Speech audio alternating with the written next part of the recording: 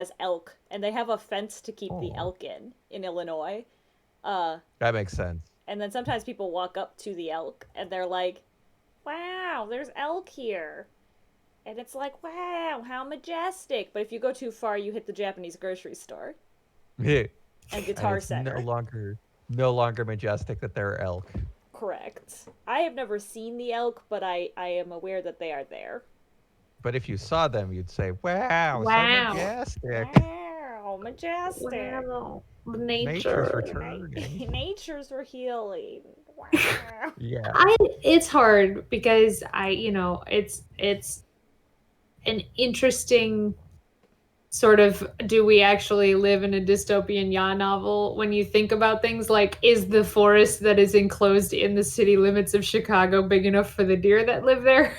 Like, it feels that way, but I also I mean, my family's from the medium to country of Michigan, so it is also kind of quaint. It's kind that of is, quaint to have I the suppose perspective so. of like, is it big enough for the deer? How did the deer get there? Because clearly not, you know? Well, I guess to another extent, it must be, or else they wouldn't live there. Right. I assume Because so. Yeah. because they sure don't live in like a hoarder park, It's which is it's like it's one city true. block. Yeah, and also like the sort of existential nihilistic rabbit hole you go down if you go, are fish who live in man-made lakes where they replenish the fish every year happy? Like, Hmm. if you go down that hole, it's like Yeah. nothing lies down there except for dismal. They surviving. You know what I Yeah, I mean? mean, Them fish, they just surviving. The I deer, don't, they just doing it. I don't imagine that fish feel happiness. But I've just had the crisis that I am the fish. uh-oh. Yes. See, that's the dystopian yacht novel part. Don't go there. That's the nihilistic dystopian yacht novel we all live in. Don't do it. We are the fish. I don't want to be the fish. It's okay because sometimes I moved to the city on purpose to be the fish, and I enjoy it. And in doing that, I traded some things, which is the nature and the fantasies of surviving a zombie apocalypse. Because one, it's not going to happen, and two, it's okay. I've chosen my lifestyle choice, and that involves not surviving the zombie apocalypse, and that's okay with me. Turning your mid 30s is when you decide either you're going hard in the paint to survive that fake zombie apocalypse, or you're letting go of the fantasy. You say And mid You've accept 30s. We're not in our mid okay, 30s yet. I thought I said mid 20s. You said Anyway, I didn't 30s. mean it. you did say 30s. All right, sorry. As we all know, I'm spiritually 68 years old, so it's Same. fine. Uh This is a fun talking point. Is that I also have chosen to live in the city. I know I can't actually survive a zombie apocalypse. I got no upper body strength to speak of. I can't run very fast or very far, and I've just accepted my lot in life, and I don't believe in guns, like owning guns. So here I am. I'm going to die. Except I have to live longer than 2 out of 3 of my brothers. Here's why. I thought you were gonna say Ashley. Ashley's goner. Her and Jason are just gone. They have a dog. The dog will keep them alive as long as possible. Uh, close. Have you met a dog that can keep someone alive? Because I haven't. yeah. What I have my middle brother Michael and I are survivor siblings. Steve and Mark have decided they're survivor bros. Uh, and so they are, first off, like this started long ago when none of us had significant others. But as time goes on, clearly the survivor siblings are living longer. Here's why: the bros both have children. They have dead weight. They're in the suburbs, which is a pro for them. I don't have this pro, but Mark said, or sorry, Steve, older brother Steve, he said that his weapon of choice would be a brick. He said he would, because you can't run Brick. out of any ammunition on a brick. I'm like, you throw the brick once, the brick is gone. What are you talking about? So, uh and Mark's claim to fame is, I just need to run faster than that guy over there. I don't have to run fast. He's all about working out his glam muscle. So he's like, if you drop a small boulder on me, a 250-pound boulder on me, I got you. And I'm like, what is more practical here? a small City of the boulder. I don't know. I don't know why this boulder happens or exists. So I feel like my chances of outliving these two are pretty good. Sure. So like me, my thoughts on zombie apocalypse are I have my vague memories of being an Eagle Scout. Okay. So I've got that part where I'm like, I half remember how to camp. I've got something in there about starting a fire and using an axe, so that's pretty good. And because my sister lives in Denver, in the case of an apocalypse, I'll have a now cool road trip to go on where I travel across the country to get to my sister in Denver. Right. I'm also in the road trip camp, clearly, if I am choosing to live. But the other thing is I've got marketable skill. Like Stephanie, you're discounting yourself too, is I have marketable skills if the point of survival reaches a point where we're trying to survive longer than a week, because I can sew and I can cook things and I can, like do things like that. So that is if I do survive, I think I will be better off in the non-apocalypse part and then the reforming afterwards part. I think I will do fine in that part. But as time goes on, I will say that like Steve, you have 2 children and a wife now. I have a person who is a pharmacist and an Eagle Scout in my home. I have emptied up. Look, you're just cheating now. If you're like, I can survive because somebody else will carry me like dead weight. Like, look, yes, no, that's not what we're doing. But I don't have dead weight carrying me down. So we had to like establish the rules of all the significant others are out of the picture. It's just sibling battles now. I didn't choose a brick though as my weapon of choice for fighting a zombie.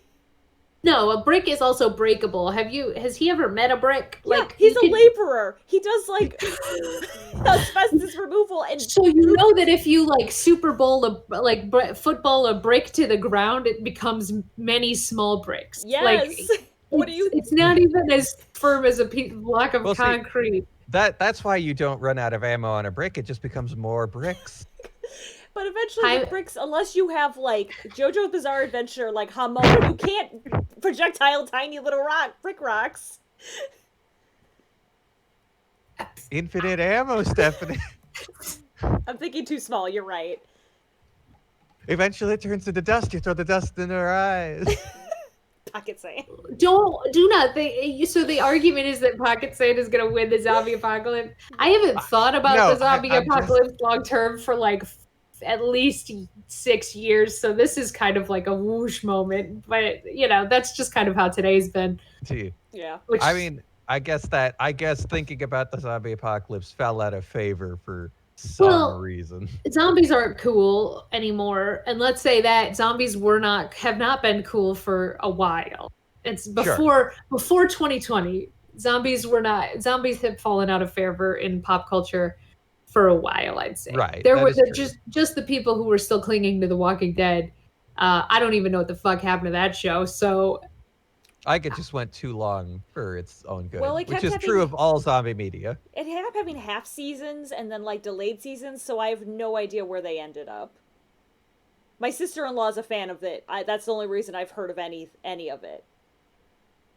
I've not generally enjoyed that show. No, I tried to watch the first 2. I watched like the first episode. I remember a horse. I had an agreement with a friend of mine in law school, and this was the agreement, and it was clearly unfair. I had to watch the first 5 episodes of The Walking Dead, and he would watch the first 5 episodes of Firefly. I watched 1.5 episodes of The Walking Dead and got so angry I had to stop and texted him that I was not gonna proceed any further. I don't know if he ever watched Firefly or not, but you tried. Firefly's an actual good show. Firefly's an actual good show. I'm going to put a big old asterisk here, which is I also haven't seen that show in a while, and maybe it didn't age well. I hope it did, but that's another show where I kind of count my blessings that it got canceled and never got revived, because it would probably be like shitty if it had actually ended correctly, and we can all just dream of what it could have been like if it had been good at the end, finished and complete, much like Silent Hills. And it started about deer, and then it ended up being about the zombie apocalypse. Yeah. And now we're talking hi everybody. I didn't get hi Matt Bob, hi James, hi Maddie. Thank you for coming. That's So, Firefly I enjoyed, and I watched it a while ago, I guess, at this point. But, yeah, sometimes things just should end. And they Sometimes often they should don't. end. And sometimes they shouldn't come back. I want to say that is what I mean for Yeah. Firefly. Is whether Firefly should have ended when it did or not, different question. Sometimes things should stay dead. Even if they died and were canceled early. Like, no, Firefly should stay dead. Oh yes, Mop Up's right. We also had existential musings about deer and fish in city parks and ponds. That is true. Very fantastic. So we should just get into this game. I think is what we should do. Before I have another existential crisis about being just a fish. A small fish in a big pond of life. I was gonna say, you don't want me to ask one of my dumb bullshit questions? Like, if Phoenix Wright was a fish in an artificial pond, what kind of fish would he be? I don't fucking know fish types, breeds. And what is it? Why is it a bluegill? Why is it a bluegill? Cause it's blue.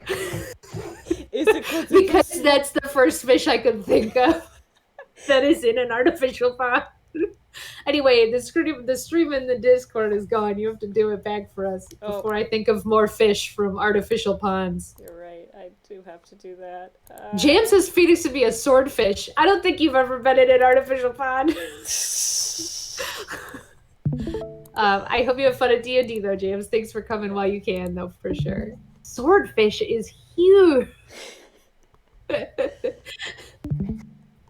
All right. Oh, we should have talked about how my brother went to Target morning of Halloween and bought my youngest brother, Mark. Now I have to clarify which brothers I'm talking about. Wait, which apocalypse strategy plan is this one? This is the Survivor Bro. So not the brick. So the is this the boulder? This is the boulder brother, yes. All right. The brother who can push a 250-pound boulder off of him. Depending at the speed at which it falls on him, correct. I want to say. So stupid. He went to Target the morning of Halloween to buy a costume. The costume he bought was a shark costume. It was a hammerhead shark costume. Except the head, if you pushed it back, it just looked like the body of a Sonic the Hedgehog costume. And I can't get over how they just, like, were making a Sonic the Hedgehog costume and then gave up and just put a shark head on top. And more tail. That's all. That's good. I approve. Alright, so normally this is Object to This, an Ace Attorney fancast, but right now we're playing Miles Edgeworth Ace Attorney Investigations Prosecutor's Path. We are on the 5th case, the Grand Turnabout, middle part. I'm Stephanie, not a hammerhead. I'm Michelle, a boulder at terminal velocity. I'm Kevin, a deer in a small park. So, having a good time. That's good. That's good. We all need to have a good time. Yeah. That's why we're here today. So we are in the middle of this case, I would say. We have rescued a small boy. We have rescued another boy. And we have put away a evil police officer to jail, maybe? Prosecutor and maybe. Yeah. Yeah, well, she's a warden, I guess. So. Oh, I thought you were talking about Blaze DeBest. Oh, no, sorry. I was talking about Patricia. I think Patricia gets arrested or gets sentenced. Yeah, I think she was declared guilty as a result of all that. I think so, yeah. But we have not captured Blaze yet. Blaze is on track, though. Right. And Sebastian stood up to him real big. Yeah, he did a good job. And then they were like, that's a good resolution to the game. And then Shilong Lang came in and he was like, motherfuckers, my president's dead and you've been ignoring me. And so now we're going to investigate that president murder. And Justine Courtney's been arrested for that, question mark? She's been chastised at the very least about it. But we'll find out. Publicly shamed for that murder. You know how it goes. Oh, you all know Lada's coming. Oh, she's there. We saw her before the emulator died. She killed the emulator. Yeah, my will to live and a lot of stalled out the emulator last time. I think we're okay this time. So we're gonna just click that start button. Yep, there she is. Oh boy. Oh boy, guess what voice I didn't practice. It's fine. April 6th, 2:52 p.m. outside the Grand Tower temporary film lot. Oh, could you please give it a rest already? The heck? I'm telling y'all, it's the best for y'all sakes to come clean. The staff has their lips sealed shut as the reporters continue their tenacious negotiations.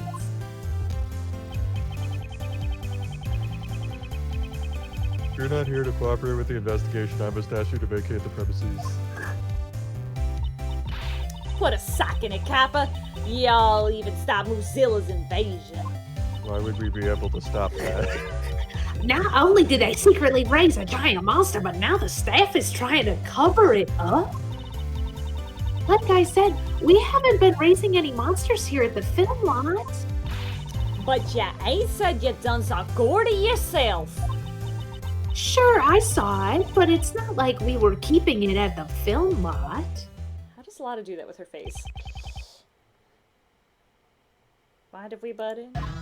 Oh, she lied. Oh, everybody, just Everybody! just go Mind ahead. if all of us butt in? Ah, Mr. Edgeworth. And John. Oh, y'all come here to search for the monster too? We're searching for a criminal, not a monster. Lang Zi says, the darkness inside a criminal's heart can be likened to a monster. Well, when it comes to killing people, criminals aren't much different from monsters. Lang, what are we doing? Waxing poetic here? Are fish in an artificial pond happy, Lang?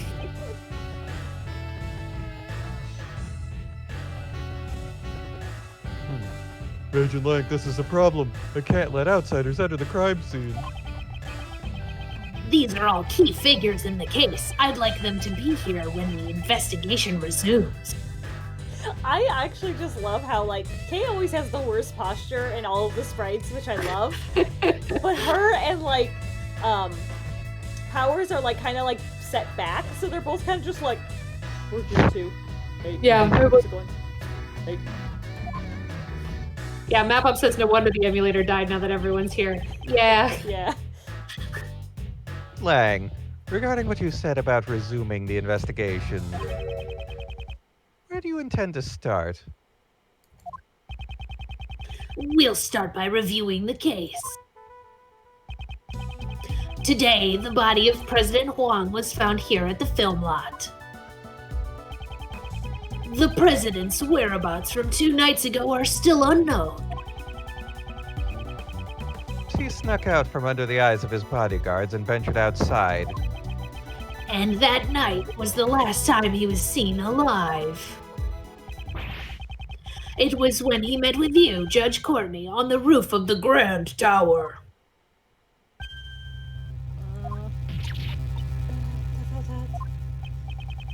So, why did you meet with the president? That I cannot say. Tell us, even under suspicion of murder.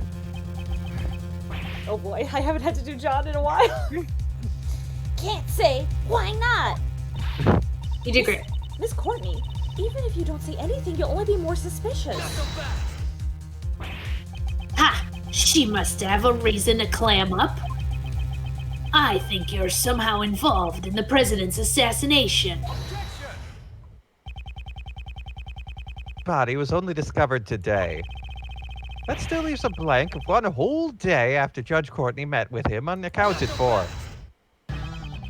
Don't be so impatient. We're gonna fill in that blank right here, right now.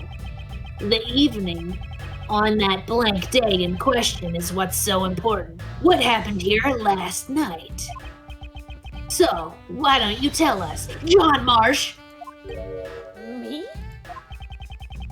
We know you were here last night.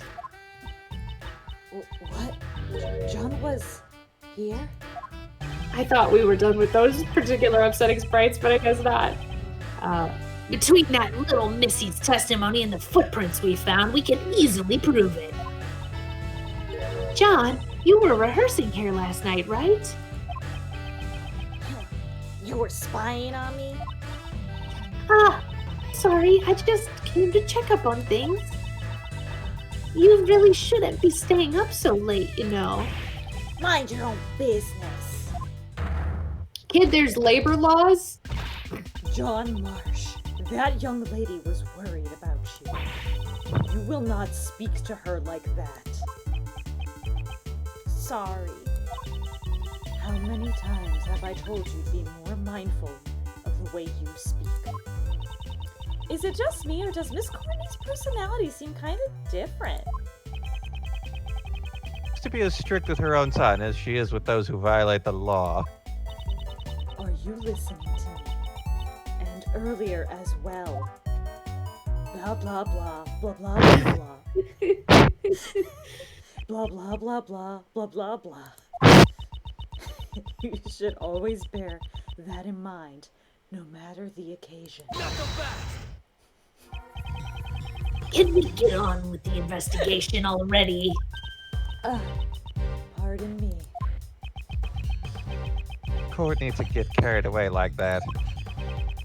This must be her motherly side. See, Edgeworth is saying that, and also the whole chat is saying mom mode activated, mom mode, and you guys are not wrong, but also this is exactly how she treats Sebastian the entire game. Yeah. Also, That's true. so like, Different. it's not like a surprising personality trait of hers. Honestly, the distress sprite she has is the most surprising thing about Courtney so far. Yes, that sprite is all, and the fact that she has a 13-year-old even though she's only 23, which we still have not figured out, No. or 26 or whatever. Like she was very young, and yeah, Maddie says she is Sebastian's mom though. Yeah, yes, I'm just saying this is not the first time we've seen mom mode. Agent Oh. Lang, do you We are suspect John? Hold on, me and Kevin's video is frozen Oh, Oh, that sucks. on the stream. mi bad. Uno momento, por favor. See that? Thank you, James, for bringing that up. Got that one. Nope, that's not that one. Not too good. Okay. I think everybody's back. Are we all good? Yes, seems good. All right. All right, Agent Lang, do you suspect John, the literal 13-year-old? All I want is the truth. Why was the president killed? And I want to know who killed him. I'll do whatever it takes to find out. The president was like family to him. John, would it be all right if we asked you a few questions? No. Sure. It's fine. I've got nothing to hide anyway. It's exactly what you didn't want today, Stephanie. I've had like a sinus. The weather here flipped 40 degrees between last week and this week, and so I've had like a sinus headache, and like my nose is like stuffy and swollen and post-nasal drip, and I was like, it should be fine as long as I don't have to do John all night. And here he is. It's all right. It's fine. Just gonna crack open some artificial milk tea here. Just Yeah, you gotta drink the milk tea for the milk boy. all right. We're gonna do this. John's rehearsal. Whatever. I wasn't feeling too great during yesterday's shoot, so I made a few bloopers. They were shooting the scene today, so, well, I decided to rehearse a little on my own, that's all. I do it all the time. There wasn't anything out of the ordinary. You were rehearsing alone that late at night? John, when I called you last night, you told me you were at the hotel. You called him? About what time was that? I believe it was around 11 p.m. I required him to call me every night. That's our rule whenever he stays away from home. The truth is, I was at the filming lot during that time. So, you lied to me. I'm sorry. Miss Courtney sure is angry. I love how they throw Kay's voice in every time I have to voice two other people. It didn't have to be this way. It didn't have to be this way. On the day I just was praying it wouldn't happen. It's fine, hold on. There's 20 other people in the background. Anyone Could be talking. It's fine. Well, let's hear what Lotta has to say about this conversation. I'm sorry. Sorry. It's all okay. I swear it's okay. I think it's admirable that he practiced on his own, even if he hid it from his mom. Sure, she was simply worried. Who knows what could have happened to him, out alone so late at night? And in reality, he did get caught up in yesterday's incident. But John said, there wasn't anything out of the ordinary, right? Really the truth. Rebuttal. John's rehearsal. I wasn't feeling too great during yesterday's shoot, so I made a few bloopers. John, you said you didn't feel well. Could you tell me more concretely what was wrong? That doesn't matter. I just wasn't feeling well, alright? You weren't feeling well. Maybe you drank too much milk? What? How did you... no, I mean, I'm not lactose intolerant. That's not it. I've been making jokes about this kid puking after drinking too much milk this whole time, and you're telling me it was justified. So he didn't feel well because of his stomach. I have to pause because apparently the chat's remembering what I said in the Cheesy Yangles episode. Which was in 2018, as we know from our Google, our Apple reviews.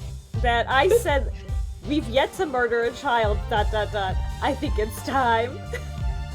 Which I do remember saying. Yeah, you were good. But yeah, so, let's see. Machi was 14, Cody Hackins was 7, so like a 13-year-old's par for the course, is all I'm saying. We have, Chad is right that we have suspected and or interrogated a number of, like a surprising number of children in this series.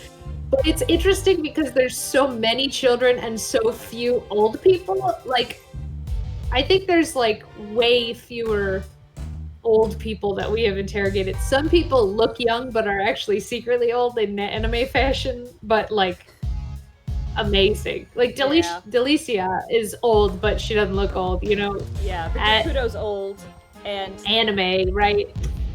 And then the doctor in this game is old. But that's, besides Manfred, like that's the end of the old pool. Yeah. Oh, I'll Be Your Guard is also 8. Yeah, Albie was very young. James, it's okay, you can remember stupid things I say. Somebody has to hold me accountable. Alright. Okay. Continue. I think we read that one, so we can move. When I was young, I was told that chewing milk makes it easier on your stomach, you know? What the fuck? How do you chew milk? Just keep going. This conversation We can't get into that. We can't. This conversation is over. Anyway, I made a few bloopers. Whatever. Bloopers is also a weird word to use. We're shooting a scene today, so... So they planned to reshoot the scene today, and you were practicing for that last night? My mistake caused a lot of trouble for the people around me. I'm a pro, so practicing that much is more practicing that much more is natural.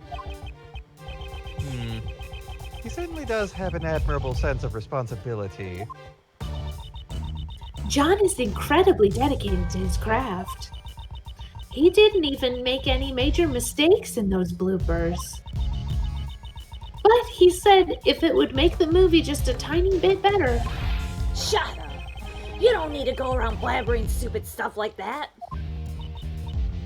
I'm sorry. If only he was a little more cooperative, I'd have no complaints. Anyway, that's what happened. Well, I decided to rehearse a little on my own. That's all.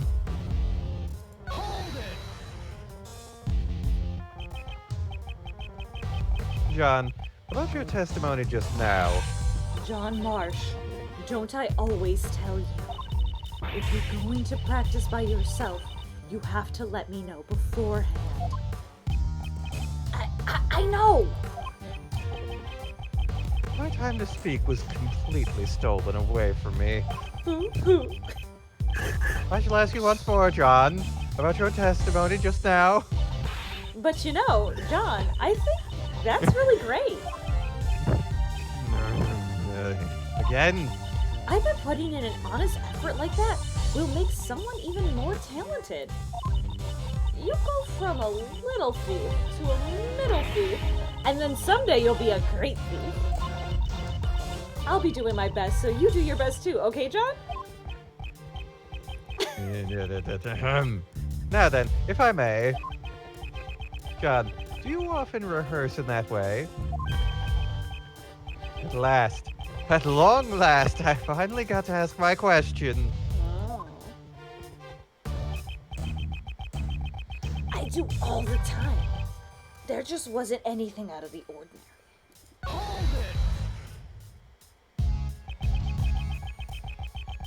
Mistakes in that testimony, correct?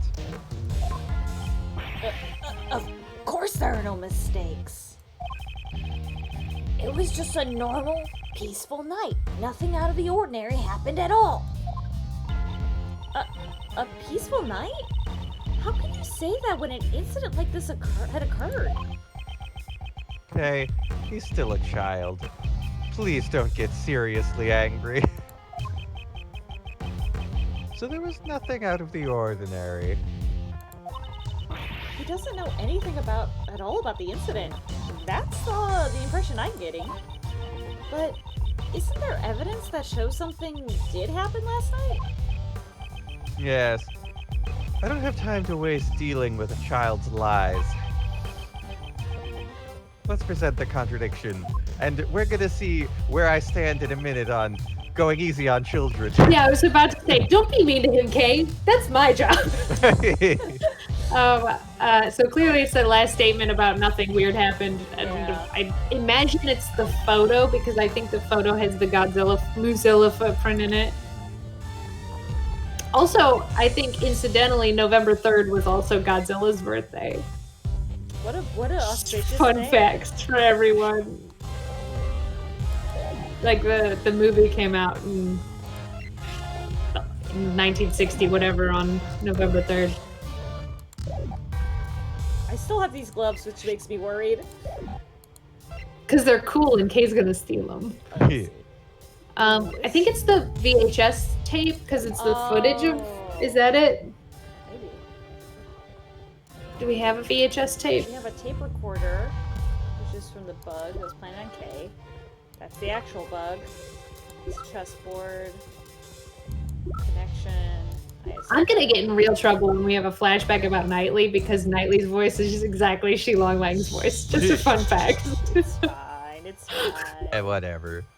Two Oh, people there can it have the is. same voice. Let me check Yeah. this real quick. Yeah, that's it. Yeah. There's a footprint. There's a foot. It's a Mozilla.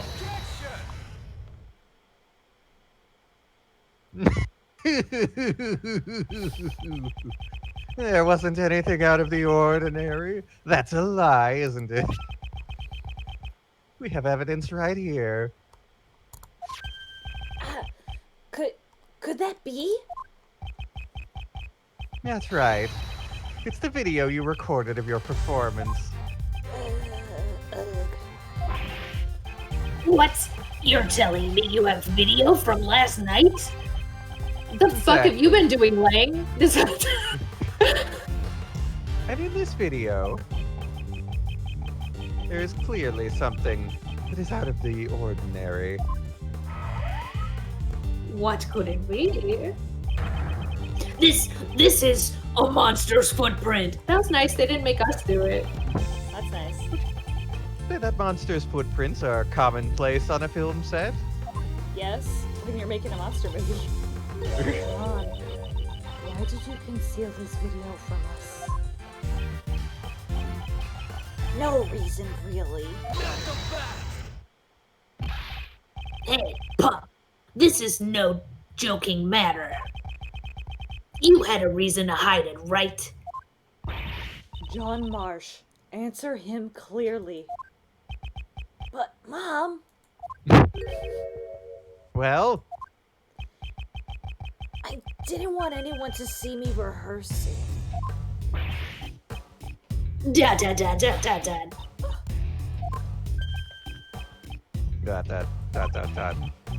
In other words, you're embarrassed about others seeing you practice. Yeah, got a problem with that? You're saying that's why you hid the evidence? John.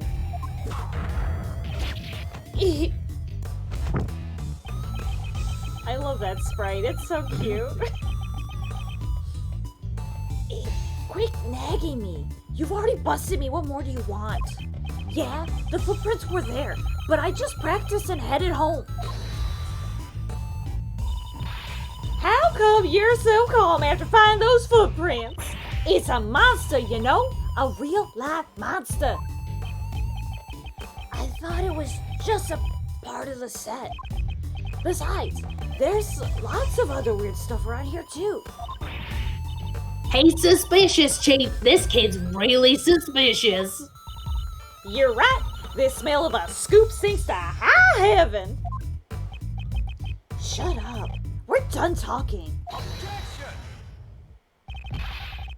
We're not done here yet. What now?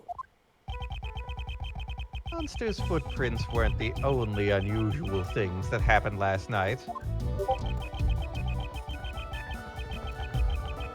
Besides the monster's footprints, what other unusual things happened last night? The dead guy?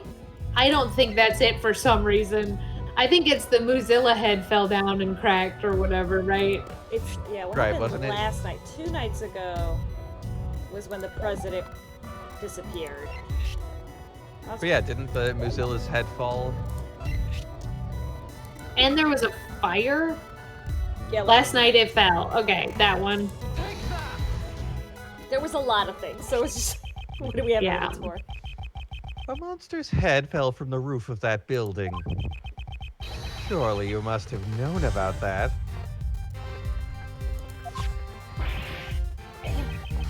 I don't know anything about it. True.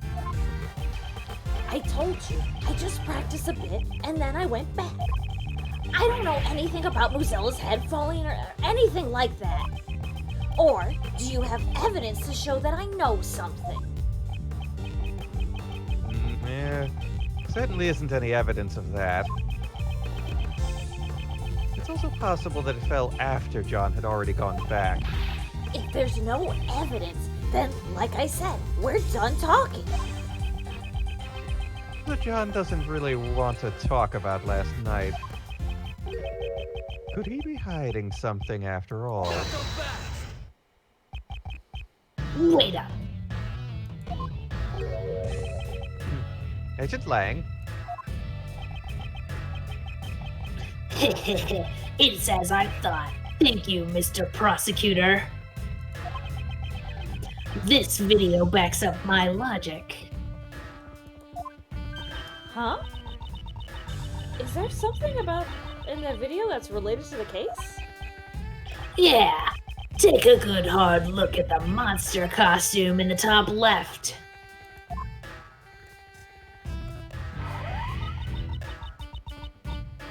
The Mozilla costume. Try comparing it with the one over there right now. I can hardly see it. Yeah, it's silence. Stop reading.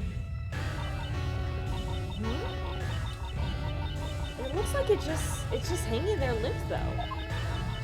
And the zippers on its back is zipped up tightly.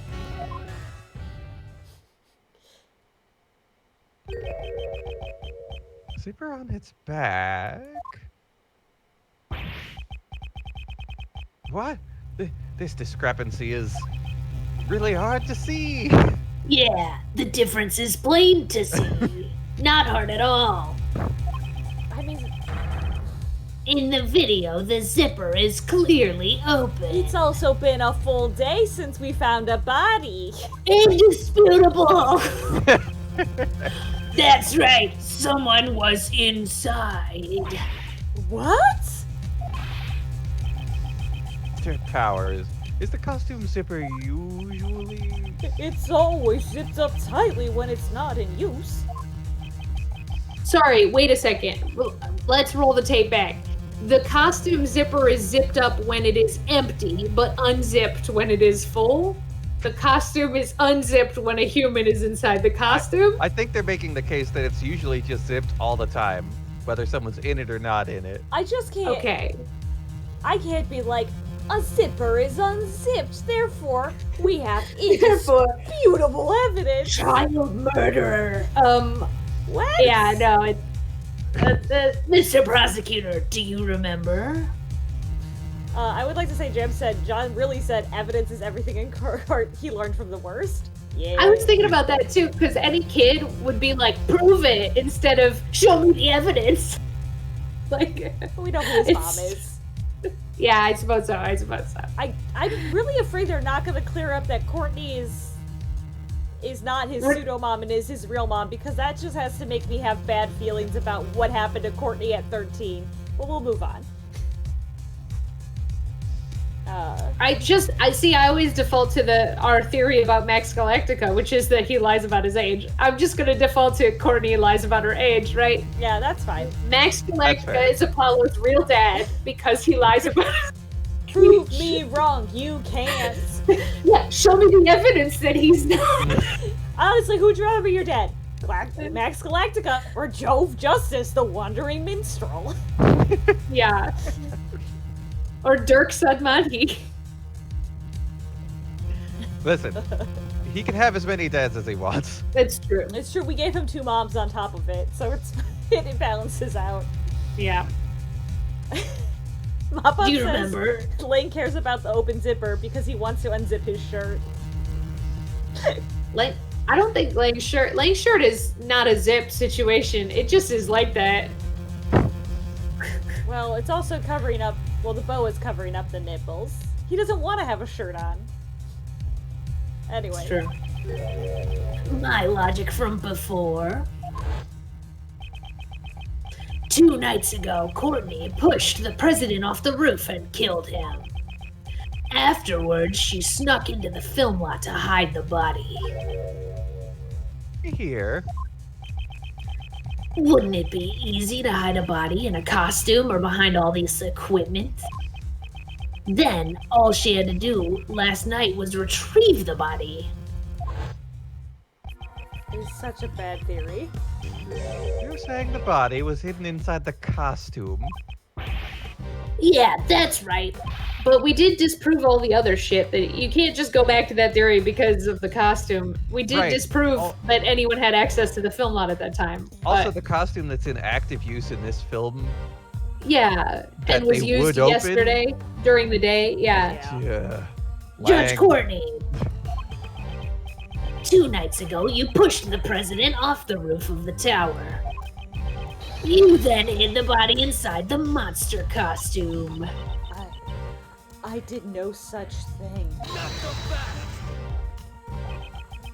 Say what you want, but you're the only one who could have done it. Well, yeah, when you invent a thing she only could have done, that should have already been proven impossible. Thank you, Edgeworth. The film lot was locked at the time. Judge Courtney could not have entered this place. And what if there was an accomplice? I see. What? Like her son knew the codes or whatever. I'll That's tell true. you my reasoning, so listen up. Oh, it's my turn for testimony. Oh, it's your turn to ruin your voice. Mother and Son Theory, an essay by me, Shilong Lang. When the president was pushed off the roof, John was waiting at the film lot. to be traumatized. If John was an accomplice, the problem with the locks would be resolved. The two of them then hid the president's body inside that monster costume over there. How'd you like my essay? Great essay, Lang. You think this crime had such an elaborate plan? Something I'm never used to. To take the life of a nation's president. Listen, if I'm gonna plan to kill a president, the plan is not to push him off the roof and have a minor hide him in. Let me hide him in a costume. It's such a bad plan. Lang, it's such a bad plan. Yeah. But he's desperate and he doesn't know who else. That's true. We don't have any other good leads other than the two loose assassins. That we have, yeah, the two unbeknownst to us loose assassins who have been seen on the premises. Yeah. And also the fact that we know that the president has many bodyguards, and we know also that he's like melting. So this is clearly not the body of the real president. An elaborate plan is to be expected, don't you think? John would never take part in such a crime. Courtney, that was the worst defense of yourself I've ever heard. My minor child would never agree to help me commit a murder. You're the one being suspected. Your words don't carry much weight. Wouldn't think those two had sufficient motive for something like this. Though, why would they kill the president, Lang? Well, maybe they had motive that we didn't know about. Lang. Motive is trivial. You were the last person. You were the last one to meet with the president, and you're still keeping the details secret. Don't you think it's only natural that you're being suspected? Okay, I do have to give him this one. That one is Yeah, true. That's fine, but you've argued nothing to that point up until now. ... Judge Courtney, is there no way for you to tell us your secret? God damn it, James. You give me every time bringing up poopy brain. James said Lane truly has poopy brain. It just cracks me up. I'm a child. It's true. What can I say? Anyway. My apologies. I just cannot, no matter what. However, when the time I can talk about it comes, I will surely let you know. So, if you could please. Believe you? Is that what you wanted to say? That's all. What all criminals say. And you, pup, you've got an explanation. Hurry up and spit it out. I didn't do it. I didn't do nothing, which is a double negative. That's all I'm saying. Both mother and son won't talk. You still gonna defend them like this? True. Judge Courtney's actions are a mystery. However, we still don't know whether or not that ties in with a motive for murder. Yeah, that's right. Their motive for murder can wait. For now, let's talk about the situation surrounding the crime. And the fact that these two are the only ones who could have done it. Mother and son theory, the second paragraph of an essay by me, Shilong Lang. When the president was pushed off the roof, John was waiting at the film lot. Agent Lang, don't tell me you're saying John was an accomplice, as if you didn't. John still Say looks that like a already. grade school kid. He even has a kitty backpack to boot. How could he be an accomplice? There's just no way. Like I said, John's already in middle school, and the backpack is part of his costume. And it's full of warm milk. It's no. It's Langsy nice to look. says. It's an insulated costume backpack full of hot milk. It's full of. It's got ice packs in it. It's like chillish milk. Prove it. Show me the evidence that there's ice packs. Stephanie. No matter how young the cub, never pity an ungrateful pup. He may be a little brat, but a villain deserves no mercy. So Mr. Langsy didn't make any allowances for age. Mr. Prosecutor, you're not just defending him because he's a pup, are you? Of course, that was never my intention. I shall present suitable evidence in due course. Oh, I'm looking forward to it. My logic's just getting started. Edgeworth's like, no, I bully kids all the time. Yeah, the amount of children I've prosecuted. Just suspenders puffed, flicked, and just be like, the amount of kids I've bullied. John knew the codes and shit. Sorry, hold on. My objection sign fell. It objected to my flicking. Oh no. Oh no. Alright, sorry. Whew,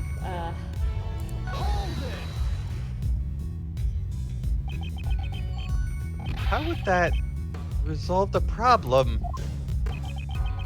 I figured you'd ask that, Mr. Prosecutor, but it's actually quite simple. Listen up. First, that woman pushes the president off the roof. She pushes him off. Then, that brat who knew all the codes and shit unlocks the film lot. I see. The combination unlocks the brat. Okay, it's the opposite. That's all it takes. With this, the problem of the locks is solved. Your theory that she couldn't get in because she didn't know the combination no longer flies. Regarding the lock, that certainly is a plausible explanation. Agent Lang, thank you for your clear explanation. Please continue with what you were saying before. If you're gonna give up, you better do it now. That was like way too long to just say he knew the locks, like codes. That was like a lot of dialogue for some reason. Yeah. They hid the body. Well, they have to come up with a reason that we're pressing every statement, you know? Yeah. Supposing those two were accomplices, why would they have needed to leave the body hanging there for an entire day? Why don't you give it a rest and take a good hard look at reality? Thanks to their trickery, our investigation has been confused up until now. Doesn't that about answer the question? Got it. Those two hid the body. Inside that monster costume.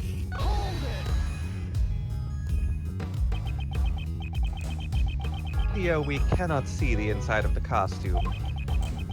So, can you really say for certain that the body was placed inside? Yeah, I'll give you that much. In that case, why don't we try examining it?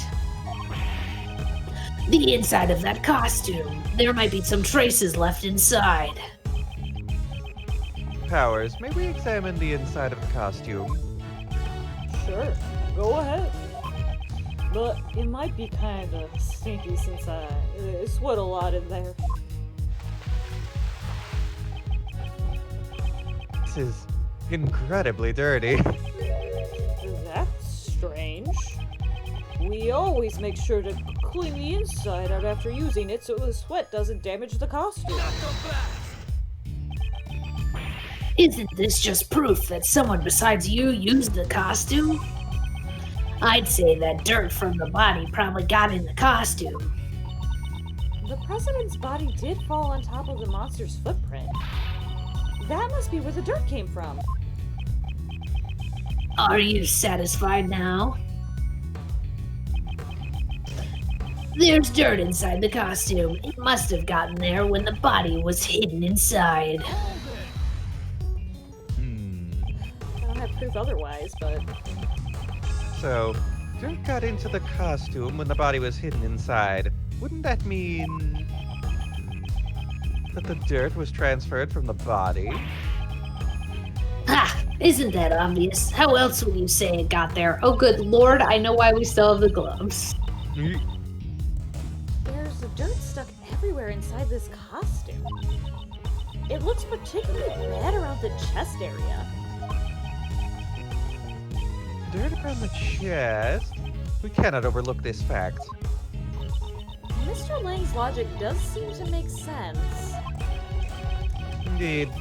If those two were accomplices, the crime certainly would have been possible.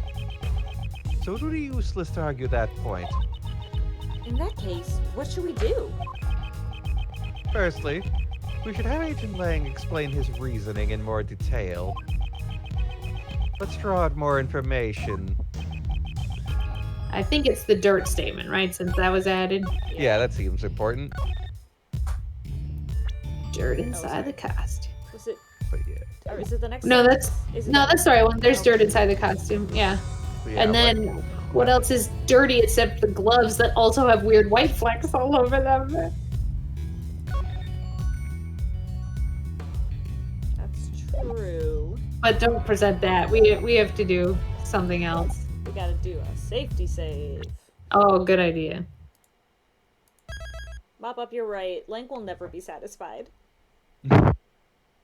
I'd argue almost no one in this game is ever going to be satisfied. Yeah. Okay, let's see what we got.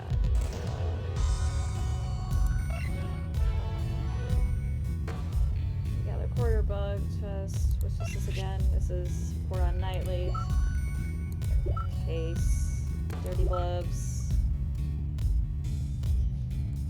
Mysterious truck. Maybe the truck was in the costume. Now we have a tape. Let me check the tape because I had more than one still, I think. Oh, that's it. Okay. It's not helpful. The boy disappears. The boy disappears. President never passed through the 51st floor. Ground broke. Looks like a giant. Map up, if you forgot that the gloves had death on the fingertips, you missed some of last time because that was extremely important. We found some dirty ass newspaper that just said death on it. We did.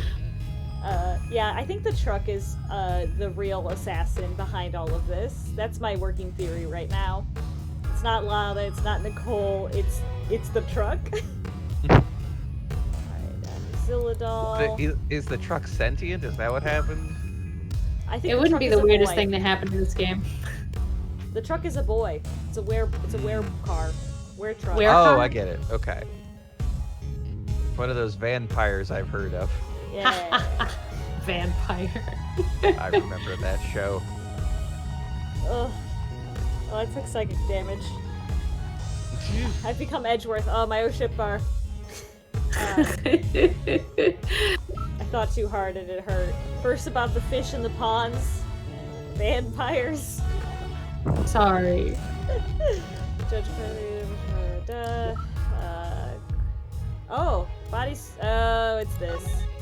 Oh, yellow stains. So why are there no yellow stains on the inside of the... Okay, yeah. You got it.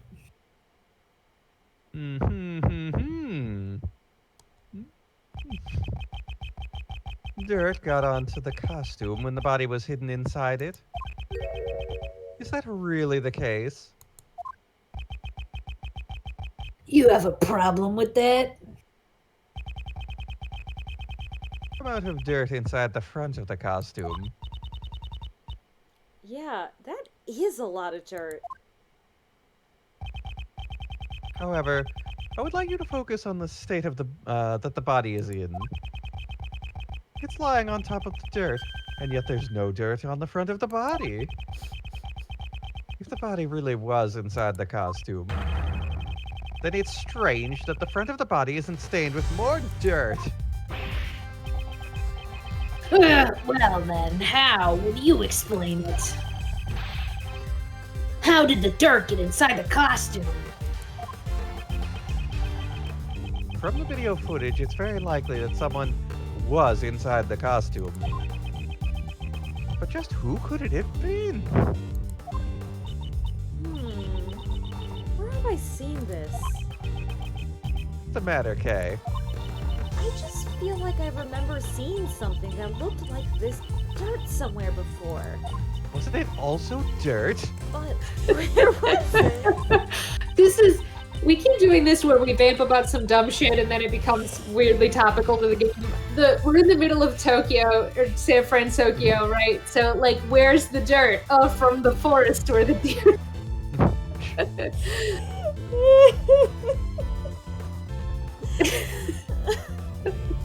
I also love the chat's just saying how my exclamation points have just been... Yeah, your oh shit exclamation points got damaged by vampires.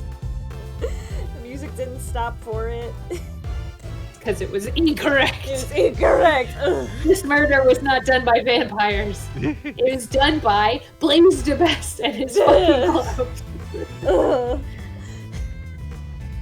These were bits of gray fragments mixed in with the dirt. This conversation about dirt is killing me. It is, yeah. Fragments. There does seem to be something other than the normal dirt mixed into it. Something must have gotten stuck to it. And lots of it, I might add. Something got stuck to it. This may merit a closer look. Where did we see dirt that looks like what's stuck on the inside of the costume? Now it's the glove. The death gloves.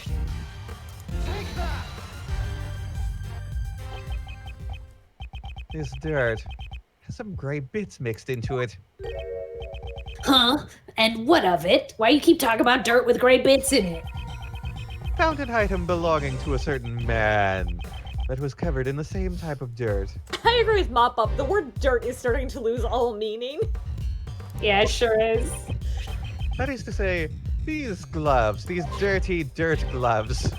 Those dirty dirt gloves certainly look the same, but tell me, just what exactly is the gray substance? As we're surrounded by forensics and cops, we're just bickering back and forth about this fucking...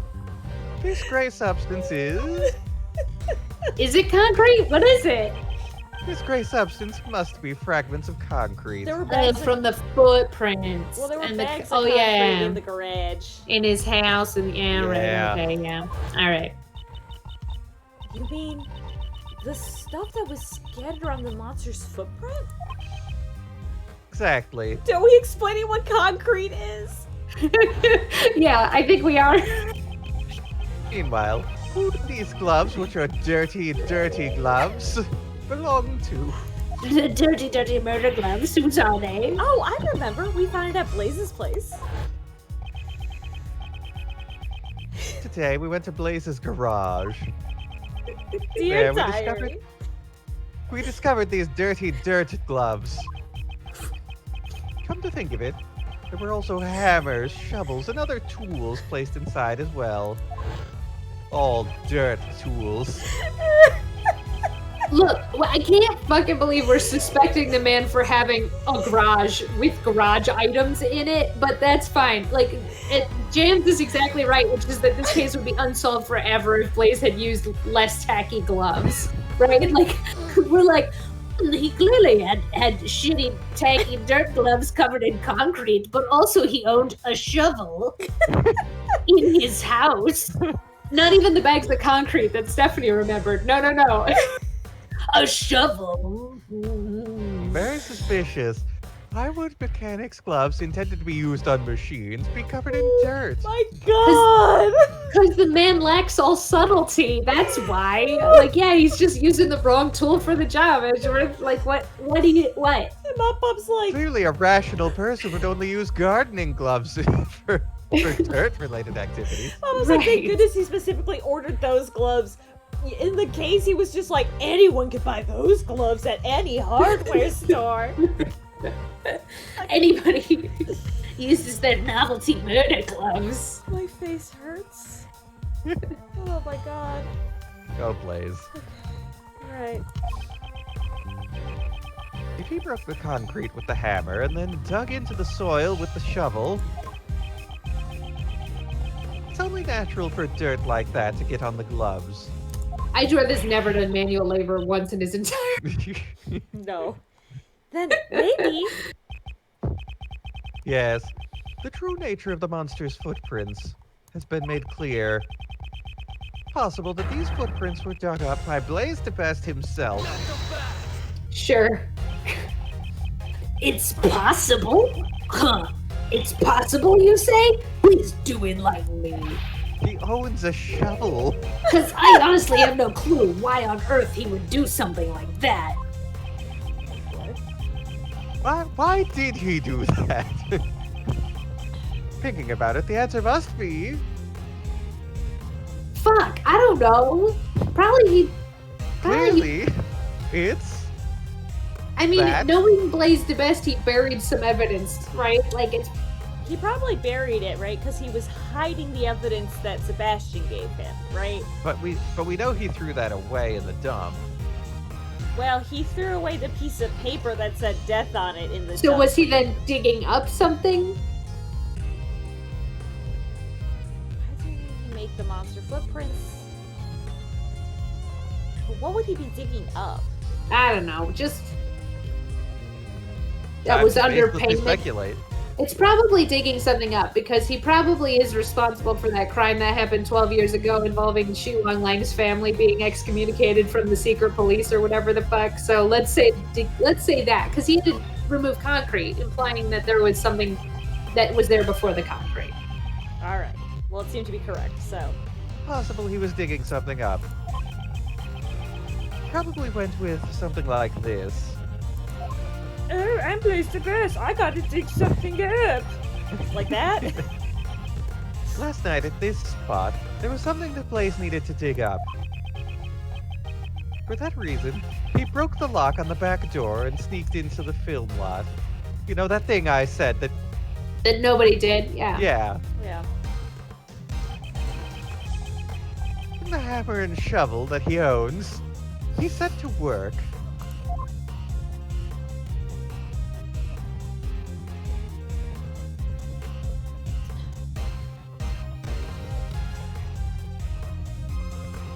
Blaze, I can't. When did the secret auction happen? That was not last night, 2 right? nights ago. It was 2 nights ago. He's just a very busy man. I can't imagine how he fits all of the time in To bully his son? Good question. bully his son. Because Well, he doesn't deal with his son. Courtney does. that's fair. But he does emotionally abuse his son. But Yes. so he came here, he dug the footprints, knowing what Mozilla's footprint looks like. Dug the footprints to cover up his crimes, and then was like, oh shit, a boy. And instead of run, he hid himself in the costume. Is that what we're Blaze the Best? I think we're learning in this case that Blaze is not particularly in control of his life. I guess not. I just also picture Blaze like, oh, I have the secret auction tonight. Oh, I haven't bullied Sebastian yet today. Pops into Sebastian's room and goes, are you winning, son? Yes, Pops. No, you're not. And then slams the door and leaves. You think I don't know what a video game is, kid? You're losing. I just totally imagine Blaze just saying, are you winning, son?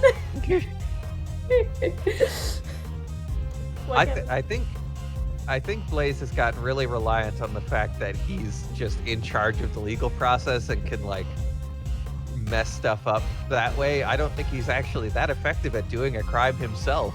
No, not at all. But also, he does his own fucking dirty work. Like, it's less so. Like, Jams is saying this game really tries to make Blaze the big threatening villain like Manfred, but goddamn, he's so stupid. Yeah, that feels real because like, if Manfred von Karma had buried something 12 years ago that then was covered in pavement and he needed to retrieve it, do you think Manfred von Karma himself would go dig it up?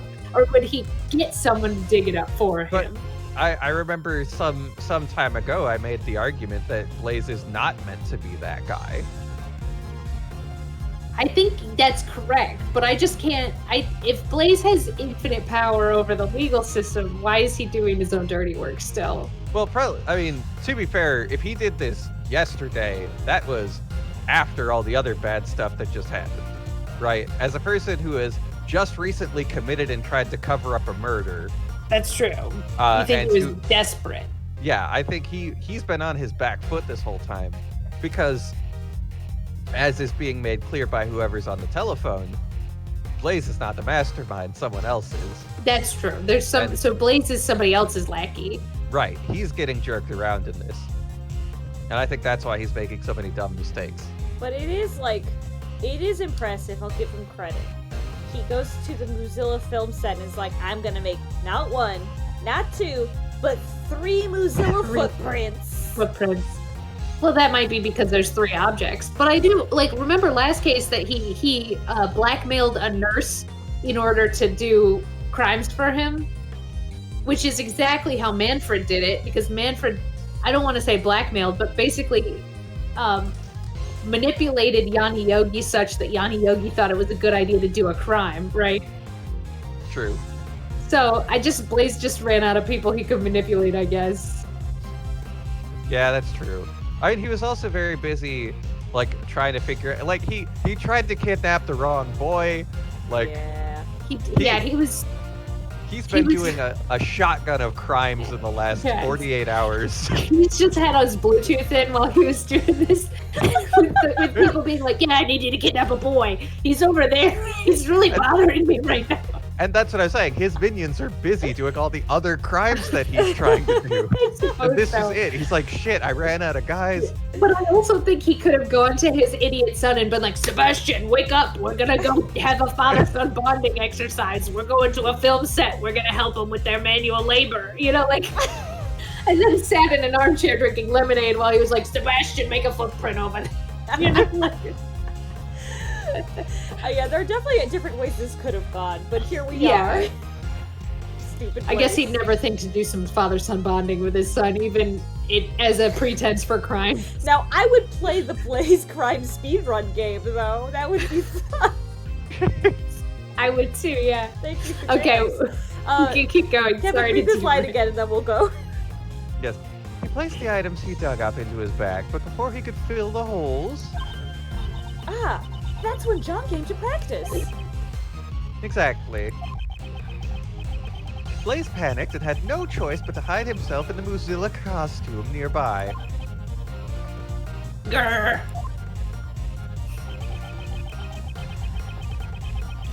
To think you would deduce so much from just a pair of dirty dirt gloves. Oh my god. However, all of this is speculation, unlike my good rock solid shit that I was on before.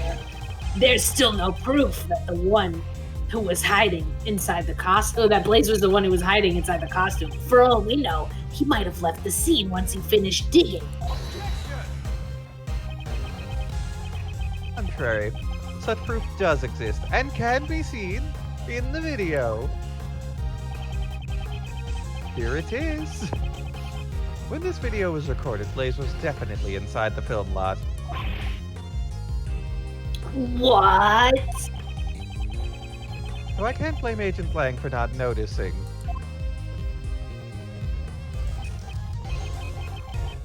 The difference between the current film lot Is it the duffel bag? Is it and this? the one in John's video, yeah, that doesn't seem to be here anymore, so... Along with the state of Blaze's garage. It's all too clear that Blaze was still here. Proves that Blaze was still at the film lot when this video was recorded. I was gonna say duffel bag.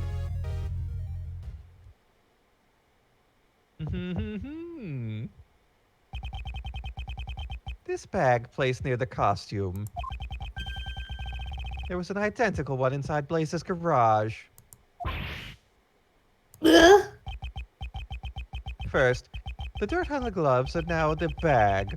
Seems there is a connection. Mechanics gloves data updated my organizer. And that's my proof. Blaze was inside the costume. Ergo, the president's body could not have been inside of it. Yeah! Seems I was able to refute Agent Blank's reasoning. I got Someone needs to go investigate Blaze's house right away, pal. Again. And Lotta and Nicole, and go with them, Gumshoe. We need to know what was inside that bag. Yes, sir. Wait. Y'all pipe down and listen up. Y'all just been saying whatever works best for y'all. This is true. And the noisy one returns. That there is the footprints of the mighty Moozilla. They ain't just some random holes dug up by that old coot. True nature of these footprints has already been proven quite logically. And I, frankly, am surprised that this late we still need to prove to you that it was not, in fact, a kaiju. Logic schmogic, I ain't buying it. Say what you want, but I know what I saw, and I saw Moozilla. Referring to how she saw Moozilla out the window of the Grand Tower. Preposterous. Upon our journalists' souls, we ain't having none of it. That statement is an insult to journalists everywhere. Ah, that's right. There's more to them monsters than just those footprints. I remember hearing that Sonny over there was seeing the monsters earlier. I reckon that gal over there said she witnessed it herself. Two are together, all meaningful talk grinds to a halt. If only we knew just what the monster really was, I think those two would quiet down. Just blazed it best with a shovel. The only man who owns a shovel in all of San Francisco. Duh. Well, it was a shovel that said death on it, Michelle. Mr. He Edgeworth, just knows his brand, okay? We all gotta have a strong brand. it's true. Mr. Edgeworth, isn't there anything you can do? The monster's true identity. We don't have much choice. Let's see what we can do. Isn't there something y'all ain't telling us about the monster? Nicole, ask him. Ask him right now. Please settle down. Regarding the true identity of that monster, I already know what it is. What'd you say? That's right. The video John recorded provided the hint that I needed. What you talking about? Nichols saw Gordy. When she went to check up on John's practice. At that time, she mistook something for Gordy. The monster can be seen in this photograph. What? Oh yeah, that's Ain't that just some plain old souvenir photo? Y'all don't really think you can pull the wool over my eyes, the eyes of a pro like me, do ya? Miss Nichols really see that she mistook for Gordy. the camera claw thing, right? This thing here? Tripod thing. Jams, you made a Blaze Are You Winning Son meme? Yes, please send it to the email immediately. Oh, yes. Wonderful. Oh, beautiful. I haven't seen it yet, but fantastic. Naturally, Gordy's true identity was this camera crane. What? What John recorded was shot from fairly high up. A shot from this position would be impossible without a camera crane. But there ain't no way Miss Nichols would mistake a camera crane for Gordy. Wonder about that. Miss Nichols. Yes? Are you stupid? Yes! Here, you said the prescription for your glasses didn't match your eyesight anymore, correct? Yes, lately it seems like my eyesight has suddenly gotten a lot worse. Say that you weren't able to see Gordy very clearly in the dark. That's right. Its silhouette was all I could make out. But remember what Miss Nichols said? And I quote, its skin was really scaly, almost like a reptile. Camera cranes ain't got no flesh on them, let alone skin. It's just bare steel and frame. Only true. At least, in the case of this photo. However, last night it did have skin. Hold it. That's gross. What are y'all doing? You get in the way of our big scoop, ain't ya? That was not my intention. I just want to explain why cameras have skin. Do not say that to my face or my children ever again. You stay away with your skin cameras. Go on. But since I've come this far, it's time to put an end to your nonsense. Gordy's skin is right here before our I don't know why I hate this so much. I'm still a little bit stuck on camera cranes ain't got no skin, let alone flesh. Like, I hey, mean, Lana, you want to run me by that one? This is Lana's fault. This is the skin of Gordy that Miss Nichols saw. Yeah, it was covered with a tarp because it was gonna rain. Ugh. I'm sorry, I can't function.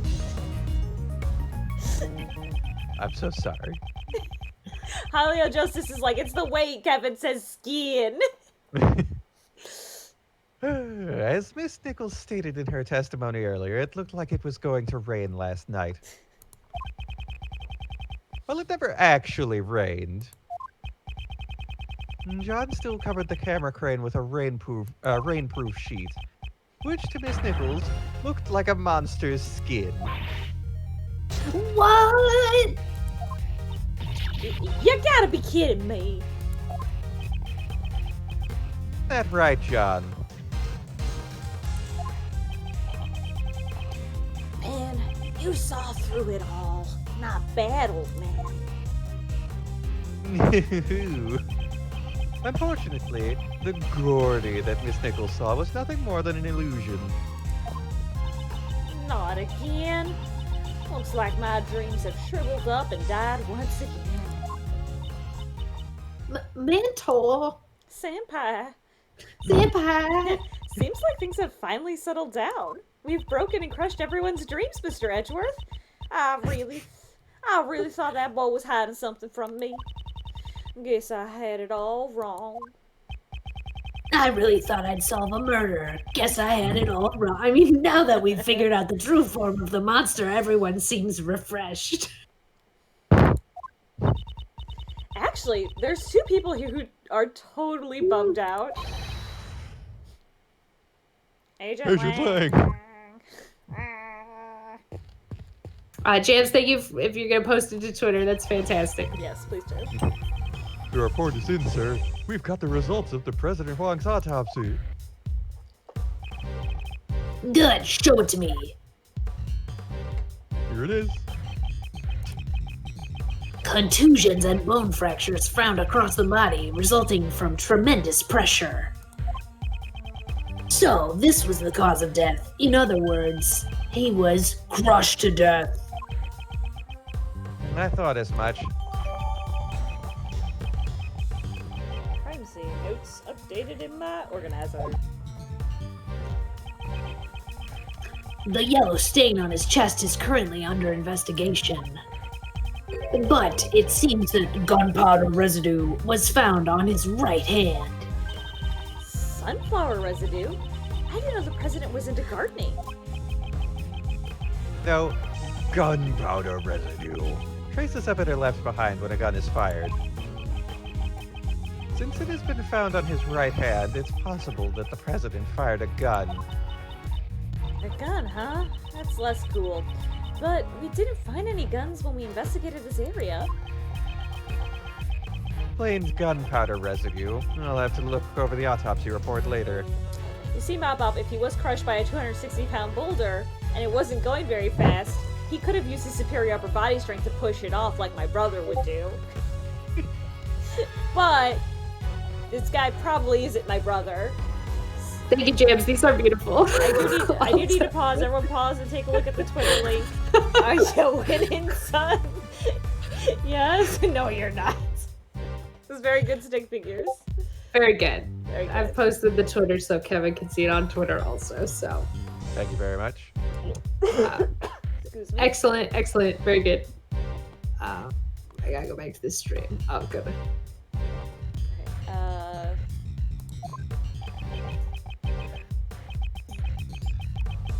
Now then, Agent Lang, it seems we have our answer. The president did not die from falling off the roof of the Grand Tower. Map Rather, Up says, he but was he crushed by a 260-pound boulder? So once again, our dumb vamping bullshit becomes relevant to the case.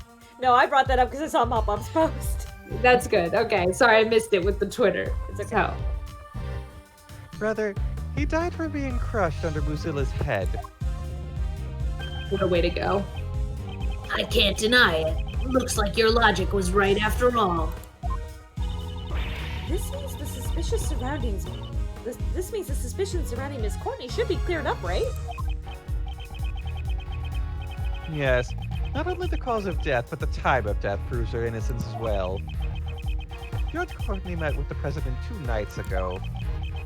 However, according to the autopsy report, the time of death was around 11 p.m. last night. Muzilla's head also fell last night. It matches up perfectly. That's a relief. Isn't it a bit too early to be relieved? Agent Lang?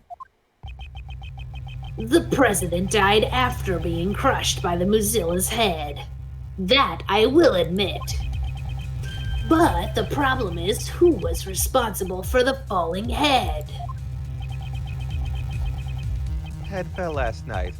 And last night, the one who was at the film lot was... What are you saying? Surely you're not implying. That's right, you killed him, didn't you? John Marsh!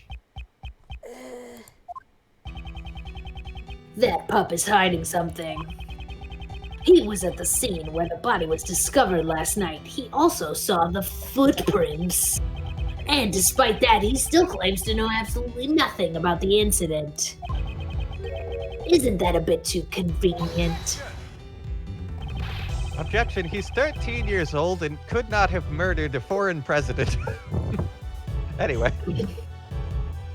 These footprint-shaped holes have not been proven to be related to the case. Just because he saw the holes doesn't necessarily mean that he's involved in the incident. You sure about that? Take a look at the pup's face. I look like this because you're accusing me of murder. His milk is sweating. He looks pretty shaken up to me. It's like he hit the mark. But John doesn't want to talk about it. If he doesn't feel like talking, then I have an idea of my own. Let's check the tape. Agent Lang, what is your intention? The police have a device that lets you analyze the video footage up close and personal. Oh, It's one of Gumshoe's 7 secret wonders. Yes, oh, I've never heard of that before. I haven't used it in ever. I want to, for a second, let's break here for a second. Miles Edgeworth has proved that known murderer Blaise DeBest was on the scene of the crime at the time of a murder, and yet he is accusing a 13-year-old. Because the That's an 13-year-old odd one. looks nervous and is sweaty. Yeah, that's That's a sweaty child. That's it. That's all he's got. He's like, we know a child was here yesterday, and he's sweaty because I called him a murderer. Yeah, let's book him. Stupid. 2 murderers for the price of 1. Blaise DeBest and Sean Marsh. All right. all right. Let's look at this data. Agent Lang, you would suspect John enough to go that far. As long as John's lips are sealed. I guess it's because John refuses to tell him something. Have fun at D&D Yeah. jams. Yes, Jams, thank you for your service to the great memeing, and have fun at D&D. Also, pop up, a sweaty, nervous teenager is completely normal. Absolutely. Mm-hmm. This may be the only way for us to get closer to the truth. Detective Gumshoe, if I'm not mistaken, you have that evidence with you, correct? Mr. Analysis is ready to go, sir. Now we're talking. Prosecutor Edgeworth, would you please perform the video analysis for us? She wants me to do it? Who knows what kind of faults that Wolfman will find in it? This isn't exactly my strong suit, but I suppose I have no choice. Are there any new clues shown on the video?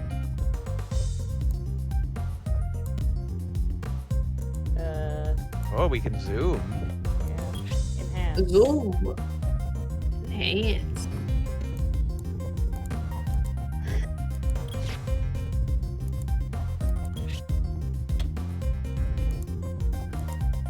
It's just dark in this corner.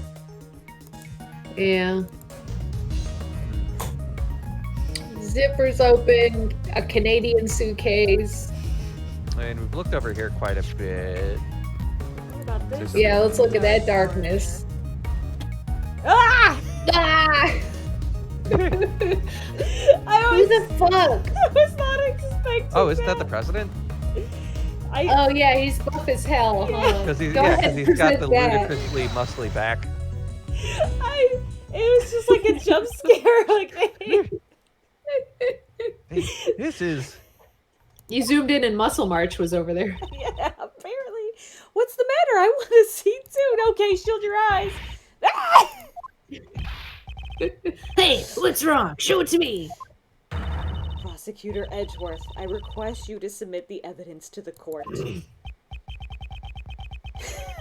Please take a look at the top right corner of the zoomed-in video. Highly Justice, I'd recognize that muscly back anywhere. This person is the president. Impossible. Impossible. Huh? No way! It seems we finally found it at last, the evidence that points to the true killer. Theo places John at a major disadvantage. You're wrong. That's not right. I didn't know anything about this. That's not gonna cut it. It's clear that you and the victim were together at the same place where his body was later found. John Marsh, there's no doubt you killed the president. No, this can't be. Why? Why would you? John, Oh my god, Courtney. don't tell me. Did you really kill the president? You've had a hard day, but like, girl. Mr. Edgeworth, Courtney's being unreasonable, and is this really decisive evidence? Mr. Prosecutor, looks like even you can't object to this. Yeah? That pup said he didn't know anything, right? And yet the president's right here in the video. John, what are you hiding? That's right, James said could have been Blaze and his abs through his suit, right? And Blaze was also unreasonably muscular. It's true. John, please tell us the truth. The truth is, it's all my fault. John Marsh, what did you do? Mozilla's head falling was all my fault. Oh my god, this kid killed man.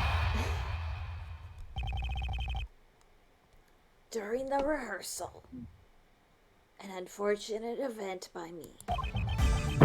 While I was setting up the equipment on the roof, I used the heater.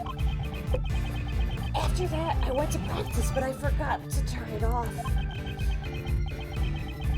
Then my mom called me, so I left the film lot. When I came back to the lot after the phone call was over, Mozilla's head was on the roof. That was on the roof had fallen. And right next to it was the president, lying dead on the ground. How can that be? I see. There were indeed traces that something had caught fire on the rooftop. It was just a small fire, so I was able to put it out by myself. So, the president's death was John's fault. But wouldn't that make this an accident, sir? And then, what did you do with the fallen head? I took it apart, or brought the pieces up to the roof and put it back together. Oh, you put out the fire and even put the fallen head back on the roof. Which means you were hiding evidence. We can't be having that, you naughty little pup. I don't like this. Naughty. I didn't do it on purpose. I really did just forget to turn the heater off. I'm 13. When the legs broke, the stand would have tilted. Lucilla's head was on top of the stand. It would have fallen off. So the head Fell down because of the fire. Yes. And if that's the case, I also have a pretty good idea what caused the fire. There's a flammable can next to the heater. It seems someone is lacking in safety awareness. Yeah, I think it's fair to say the president was killed by OSHA violations and being an unauthorized party on a film lot. We've all forgotten about the gunpowder residue. Have you all noticed? I'm sure we'll get to it. get there. The president was just hanging out on a film lot, firing his gun into the air when a tragic OSHA violation resulted in his death. Was it really just an accident? Will you fucking put it that way?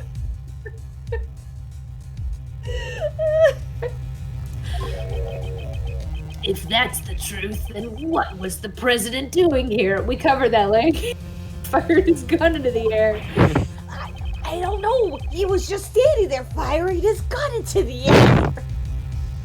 There was no one. I don't know. There was no one else around when I was there.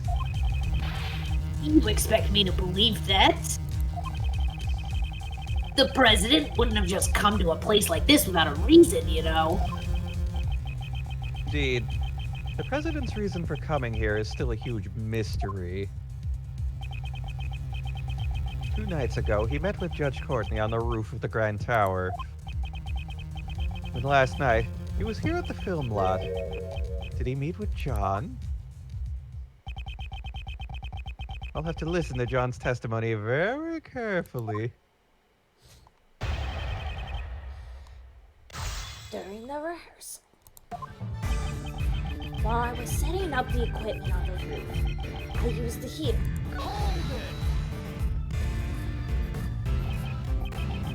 John, you are still young. I know it can get a little cold in the early spring, but you shouldn't have to resort to a heater. That's what you get from this, It is Edgeworth? precisely because he is young that he must make sure to take good care of himself. Edgeworth, I will beat the shit out of you. You're criticizing my son for being cold? Yeah, what the fuck? However, while it can get a bit chilly during this time of year, I wouldn't necessarily say. Hold it, old man. Is this really the right time to be having this argument about if I should or shouldn't be cold? He's completely right. Ron, you did well to get the better of Mr. Edgeworth, but please mind your language. Have a pocket chocolate. Forget that he got the better of you too, Your Honor. I know, Mom. So, where was I? You shouldn't have been cold is really bold words from a man wearing a full suit with a waistcoat and a neckerchief tied around his neck 24/7. But that's why I don't need a heater. Turn off the heater. You didn't check it before leaving the room?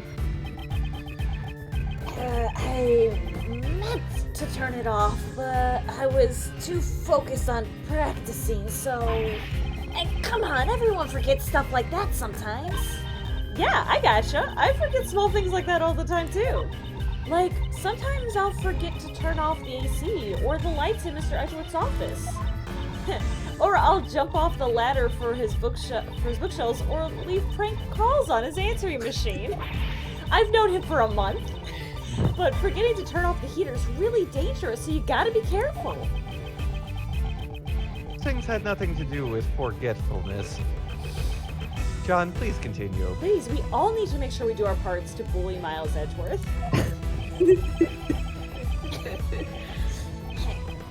Also, I identify strongly with this as a person who left my burner on the other night for the entire night. No. I had a faulty oven in a previous apartment. Like, the dial didn't have any numbers on it, and so you just kept spinning it and hoping you turn it off. And we told the landlord. Landlord had the maintenance guy come in who just switched the dial for the oven and one of the stove burners and said good enough. Cool. Love regular maintenance. Yeah. In my case, I had no such excuse. I just, when I was done boiling and eating my noodles, just left it on and never turned it back off. Whoops. As long as the fire stayed on and you didn't die of a gas leak, it's fine. Yeah, as far as I know, that is the case. Well, I don't think you're a ghost. For now. I mean, Halloween's over, so... I'm spooked. I already got a jump scare. I don't need you to spook me too, Kevin. Alright, fine. Let's move on then. Looks like you got it rough too, old man. Well, back to my story. I feel like John Marsh was talking to you just now, Kevin. Then my mommy called.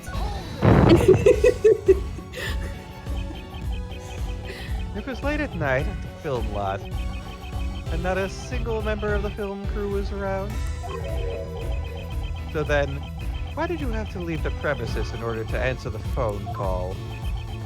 I totally forgot about the phone call, so I kinda panicked. If I didn't answer it fast, I would have been busted for leaving the hotel without permission. In that case, why didn't you just answer it here? Because I was rehearsing. All the cameras and mics were on. If I talked here, every last word I said to my mommy would have been caught on camera. He was embarrassed that the conversation with his mother would be recorded. Anyway, I stopped practicing for a bit and rushed out to the film lot. Edgeworth is asking the wrong question here. John, why did you leave the film lot to have a conversation with your mommy where your mommy would say, "Are you safe in the hotel room, honey?" And you'd say, "Yes, I love you." No, the real question is, why is the 13-year-old staying in a hotel in the city in which he lives when they're filming? I thought it was so that he could be near the lot with the rest of the crew. Well, yeah, but also he's a minor, and why would Justine be like, "Yeah, it's cool, you go tell on your own"? Like, Justine, you live 30 minutes away from here or more. I mean, it's just a city, right? So why would you let the child stay in the hotel on his own instead of either one, make him come home, or two, go stay in the hotel with your child? Well, Justine It's a good question. is too busy taking care of her other son, Sebastian. So maybe she said, "Oh, good, my son John has a movie he's got to work on, so I can make other people watch it while I watch my boy Sebastian." So I can go watch Sebastian play video games and be like, "Are you winning, son?" But Both actually, of her sons were kidnapped this morning, so it's not working. it's not working. Well, now she's learned a lesson. Yeah, all right. Well, fine.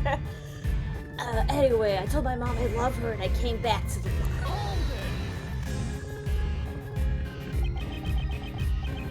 Phone call, you lied and said you were at the hotel, correct? Why didn't you tell your mom the truth? That you were rehearsing? If I told her that, she would have called the hotel and made them send me a taxi or something. Of course I would have. I would have made you come home that instant. Child alone in the streets at that time of night. What sort of parent would allow their child to be left in a dangerous situation and in the charge of a hotel while I took care of my other son and asked if he was winning? Oh dear. I guess kids just don't understand how their parents feel. It goes both ways, Mr. Edgeworth. Indeed. Now then, John, please tell us about what happened after the phone call. Huh? Oh yeah, of course. When the call was finished, I came back here. Lucilla's head was on the roof fell.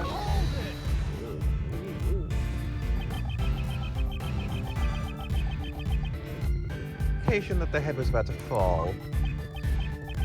I don't know. I was focused on my rehearsal. So you forgot to turn off the heater, which led to a fire on the roof. I would think that you should have at least heard something. Heard something? Oh, I was wearing headphones, so... Phones. Listening to the movie soundtrack helps me get into the scene. I had it on full blast. That's why I didn't hear anything. And yet, you noticed your mother's incoming call? I had my phone on vibrate, old man. That's how I noticed. No one keeps their phone on loud these days. That's so uncool. Anyways, the head had fallen. And right next to it was the president lying dead on the ground.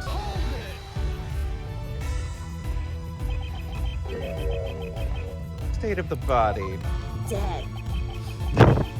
I didn't get a good look, because it was dark.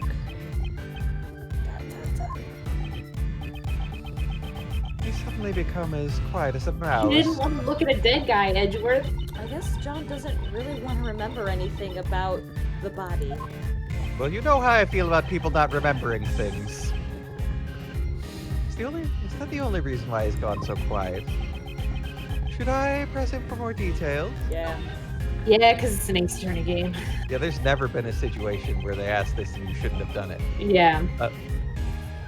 Get a good look. Then how did you know he was dead? Well... He's clearly shaken. He must be hiding something. Oh. Wow, way to be Lang for a Oh. minute. You normally call for help if you see someone collapse on the ground. Since you had your phone on you. However, you did nothing of the sort. But he was already dead. So, you seem quite certain of that, the president was already dead. Now, is there a reason for that, I wonder? The guy was collapsed on the ground. Right next to him was a fallen monster's head. I'm not stupid. It wasn't hard to imagine what had happened. You can imagine whatever you want, but there was no way for you to know that he was dead. You actually checked to make sure the president was dead, didn't you?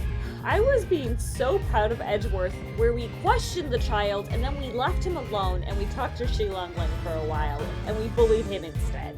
Now we're back to bullying a child. Yeah. Yeah. Bad form, Edgeworth. Bad form. James, I'm with you. I never have my phone set to not vibrate. Like, it's always on vibrate, and I wasn't sure. I realized, I think, like, a year after having my phone, I didn't have my ringtone actually set up. I thought it was. I just hadn't heard it.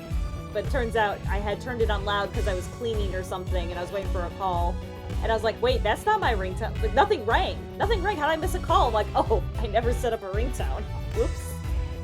That's crazy. Yeah, it's set up now. Now it's one of the Inuyasha songs. That's what happens when you call me. Not that I ever hear it, it's always on vibrate. Can't it vibrate the Inuyasha song? I wish. Technology, get to it. But Sonic 3's select music is probably very good, I imagine. Anyway. Yeah, that's right. I was scared, but I got up close to the body and I checked to see if he was breathing. I thought as much. However, why would he hide that? There must be a reason. Please tell me the state of the body at that time. At first, I didn't know he was dead. I would have realized sooner if there had been any blood. but there wasn't a single drop, and his clothes were completely spotless. Either way, Ding ding. he wasn't breathing. That's how I knew he was already dead.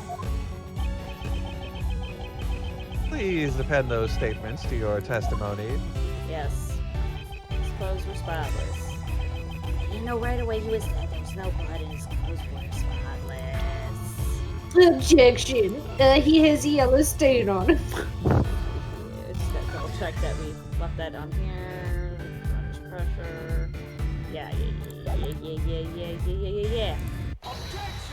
Bully the child. Bully the child. Okay, I'm not doing the laugh this time. That's good. Clothes were spotless.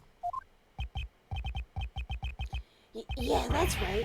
You got a problem with that, old man? John, it is painfully obvious that you are desperately trying to hide something from me. What are you going on about? I'm not hiding anything. You are hiding something about this yellow stain on the president's clothes, correct? Ugh, my warm milk. You leave it entirely out of your testimony. The fact you've made no mention of it only serves to cast more suspicion upon yourself. That's because... I hope you have a convincing explanation. Mr. Edgeworth. ...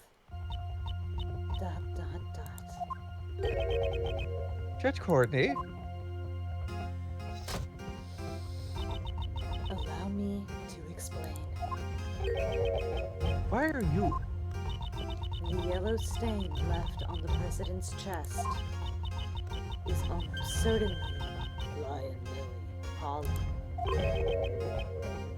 Lion Lily? When I met with the president on the roof of the Grand Tower 2 nights ago, I bought him a bouquet of lion lilies. Lion lilies are beautiful flowers with stunning gold petals.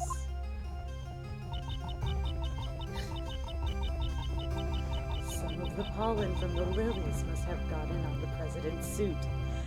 Mop-Up's like, it's lemonade. Jips is like, it's a shit stain. Like, you guys! I was trying to think of a way for it to be milk butter, perhaps. Spoiled milk. No, I'm happy that it's pollen and not some other freaky deaky thing. Although I was gonna go mustard. mustard was also, I was like, it's mustard from the hot dog stand. From the samurai dog I bought him on the roof. I was of the gonna say, Grand Tower. President Huang is turning into the most American character we've ever fucking met. Just chowing down on a hot dog, shooting his gun in the air illegally on a film set in the middle of the night because he really likes kaiju. Fucking rules. Put him on a jet ski and we're gold, baby. How do we find a more American character than Red White? I'll never know. That's him, yeah. Wait, is an American weeaboo, really. And like, this dude, President Huang, America personified. He's not actually buff, but he pretends to be buff. Perfect. Oh my god. Some of the pollen from the lilies must have gotten on the president's suit. Huh? But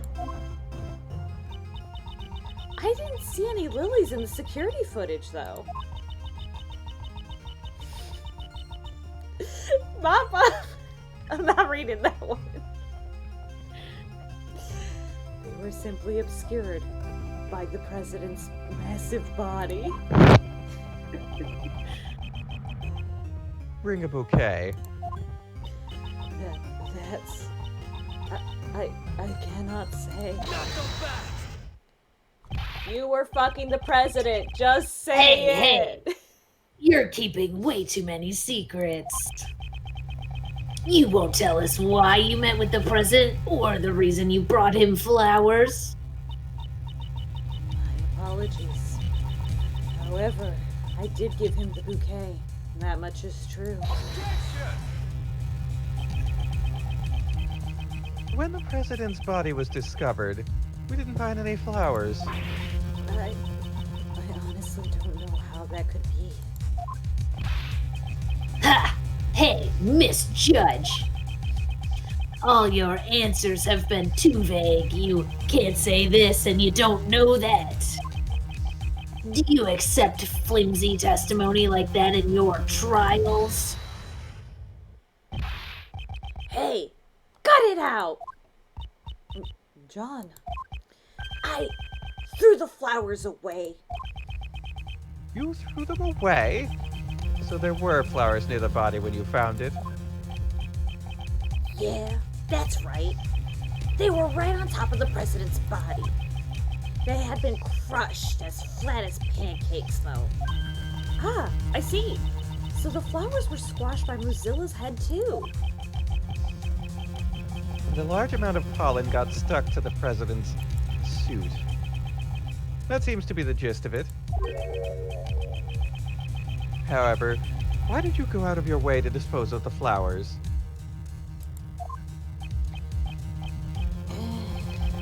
No reason. So John's not going to tell us anything, either. I guess mother and son both have a lot of secrets, huh? That is not true. At the very least, I can tell you why John threw those flowers away. Huh? John, you saw me leaving the house with those flowers in hand, did you not?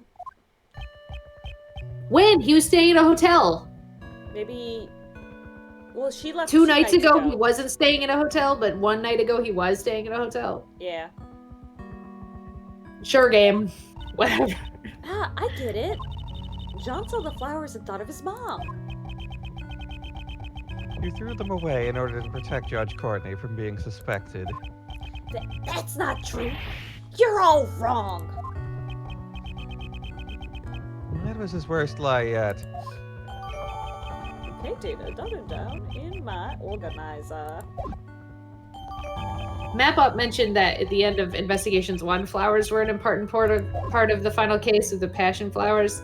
I think I recall some banter between Phoenix and Edgeworth in SOJ or in Dual Destinies where one of them criticizes the other for not being able to recognize any flowers. I don't remember who it is, but I wonder if it's Edgeworth saying Phoenix, there's no way Phoenix would be able to recognize a flower, like, type. That sounds vaguely familiar. Maybe it's a personality trait, because I remember a bunch of jokes about, well, he knows what a dahlia is. Well, that's also a meme where it's like, I may know what a dahlia is, but I know a bitch when I see one. Right.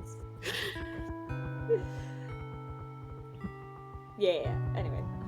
Okay, yeah. I often decorate our house with those flowers. The bouquet must have reminded him of me. So the pup just happens to find the flowers from his mother's bouquet on top of the body. That's why he threw them away and kept silent about the body. Ha! That's a tiny little story if I've ever heard one. And what's wrong with that? I suppose you prefer untidy, messy stories, Agent Lang. Sentimentality disgusts me. Don't tell me you've forgotten already, Missy. This pup confessed that he caused the monster's head to fall last night. Sounds like an accidental murder to me, boys. Let's go home. Oh, that's true, but... He's currently the only suspect in the president's murder.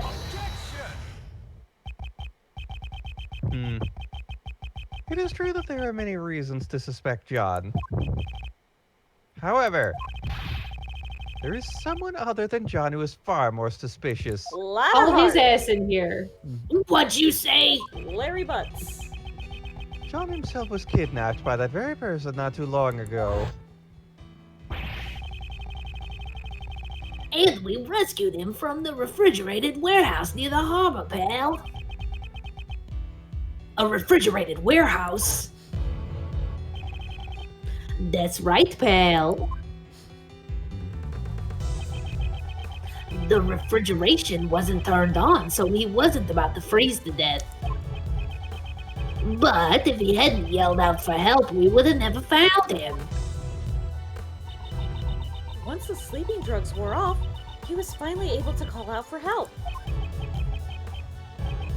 Sleeping drugs, huh? If I recall correctly, when you were kidnapped, That's right. There was a bottle lying on the floor of the refrigerated warehouse. I think it was the same thing that was used on me not that long ago. That sleepy CCC stuff, it's super powerful. Sleeping drugs, dotted down. Mop-Up says, Phoenix says he knows his roses, tulips, and sunflowers when looking at the flowers that Kristoff sells. So he knows the basics. That's sharp. I forgot about there being flowers in Kristoff's cell. Me too. all right. I'm microwave beef. Sorry.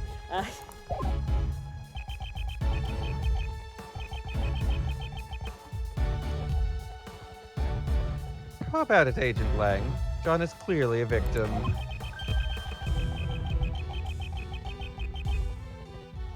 There is a mastermind at work behind the scenes of this case.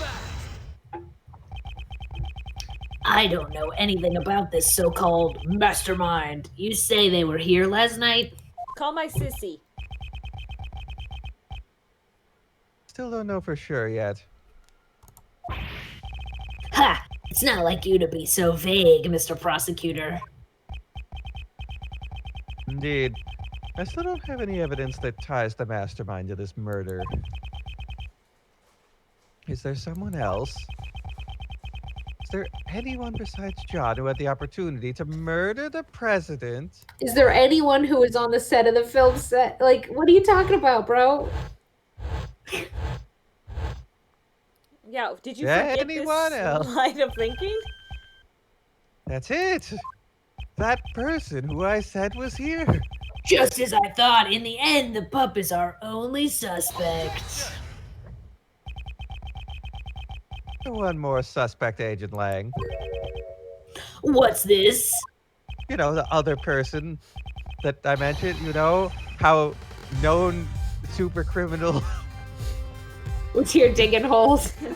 Remember the There dirty was one boy? more person here. Yeah, Dirty Dirt Fingers. was Da, da, here. da, da, da, dirty dirt fingers, the dirty boy. You're saying he's the one who did it? Wouldn't be the first murder he did. The man who owns many wigs? Last night, John was not here alone. Blaze the Best was here too. Should we consider him to be a new suspect? Blaze the Best killed the president? It's entirely possible. Dirty crime boy Blaze the Best killed the president? Blaze the Best, it can't be. The same guy from 12 years ago. Huh? 12 years ago? That keeps popping up. What happened 12 years ago? What's that flashback to all the times we've said 12 years ago? Well, a lot has changed. It all happened over 12 years ago. Back then, he and my old man were close friends, and our clan protected the president's life.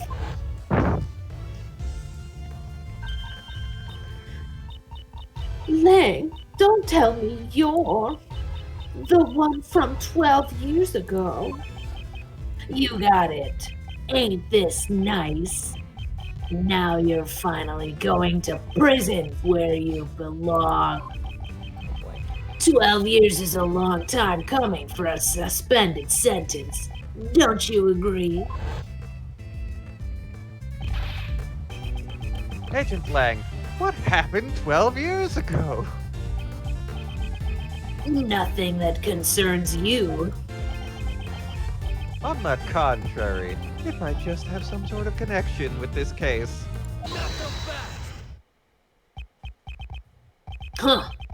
And I suppose you have some proof, Mr. Prosecutor? Show me evidence that there's a connection between this case and the one 12 years ago. Evidence, you say? If you don't have any evidence, then there's no point in talking about it. Is there any evidence that connects this case with what happened 12 years ago? Is it this case file from 12 years ago? Oh, 18 years. That's 18. Different. That's remember different that's case. the yeah that's Gregory Edgeworth's last case. Go to the That's letter. Daddy's case. That's Daddy's case. Go to the letter between Patricia Rowland and Blaze. All right.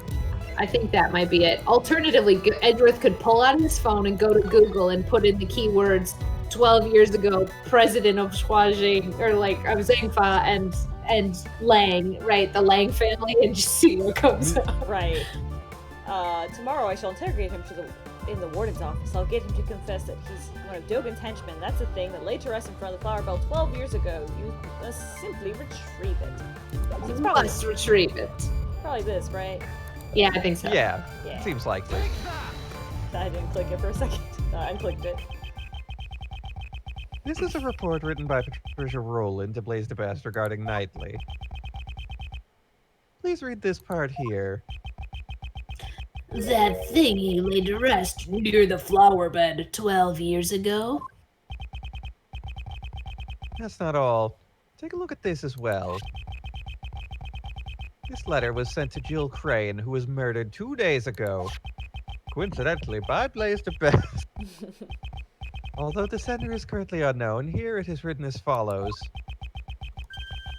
Please get revenge for 12 years ago. What? 12 years ago? Agent Lang, something big is happening here. Jill Crane's murder 2 days ago, and now the president's murder today. There has to be some connection there. And the key to solving it lies in what happened 12 years ago, does it not? You're asking me to reopen the old wounds of the Lang clan? Yes. Yep. Agent Lang, I beg of you. Da da da da da da da da da da da. Yeah, which What's one? that just now? Who's not here? Shifu. Oh. Oh, it's Lang's peeps. You guys, what are you all doing here? We don't have the processing power for this many sprites. We followed you here, Shifu.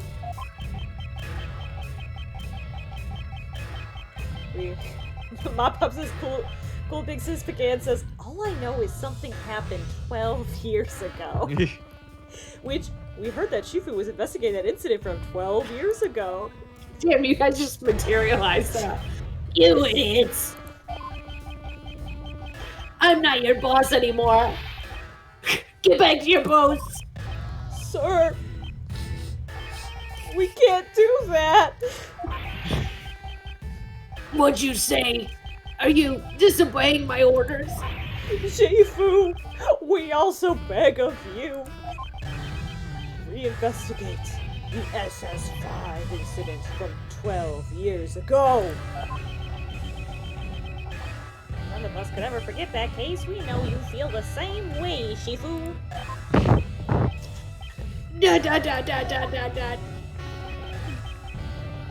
Agent Lang, even your former subordinates desire to reinvestigate the case. And you think you can solve the mysteries of that case? Perhaps I can. With your help. I got it. I accept your invitation. Shifu! Shifu! Shifu! Now then, with that decided, I guess it's my turn to shine. Okay. We're investigating a case from the past, right? And guess what the best tool for that is? Little Mr. Thief. Right! If we have the case files from the past case, I can recreate it. Unfortunately, I don't have the case files. Huh? What do you mean? Access to those case files is restricted. It's being treated as highly classified information. Why is that? I don't know, but it seems like there were a lot of things that they wanted to keep hidden. even what I know is limited to what was published in the newspapers back then. That'll not be a problem. In any case, please tell us what you know. Sure. Gumshoe, get on the horn with Francie. Have her pull him up. Now, should we stop here? I think This is so. a good spot. I Yeah, feel like I thought we were headed towards a fade to black, but I think this is a good. Yeah, I assumed we were either going to get like an official testimony or a like game progress save, but I guess we'll have to create one here. Yeah. I think we're actually a long ways off from that. That's fine. That's why we can save whenever. Yeah. Yeah. But thanks for playing, everybody, and stopping in. Yeah. Thanks for Yeah. coming. Thanks for coming. Had a lot of fun tonight, and we'll have a lot more fun next Friday. Same time, same place. My place, your place, your place, your place. I'm tired. Anyway, It's okay. new episode of the podcast is out. Listen to that. Send us emails. Talk about candy. Make your dad proud. Are you winning, son? Hope you are. Anyway, I'm Stephanie. Bye, Michelle. I'm Kevin. I was object to this, so why don't you object to that? Bye, everybody.